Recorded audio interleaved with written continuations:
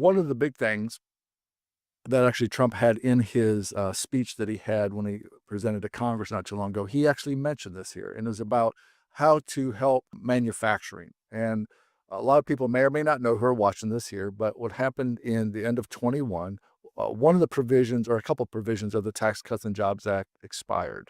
Mm. One of them was the accelerated depreciation on purchase of equipment. It used to be 100%, then went down to 80%, down to 60%.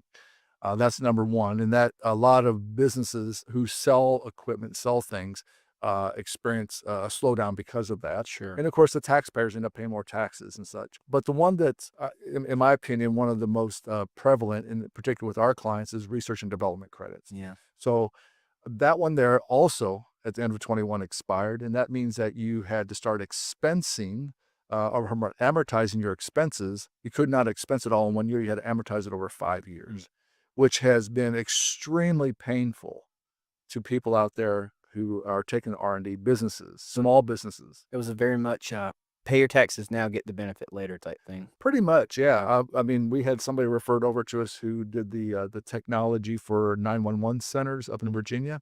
He spent in 22. He spent $1 million on upgrading their software. Mm. Well, he wasn't aware of this here, that this happened. He goes to his tax preparer in 23 and says, "Hey," this CPA says, "Hey, you owe an extra $300,000 in taxes." He said, "What? Why? Why?" He said, "Because of this amortization, because you can only use 10% of that expense as a deduction. Everything else you had to show as income."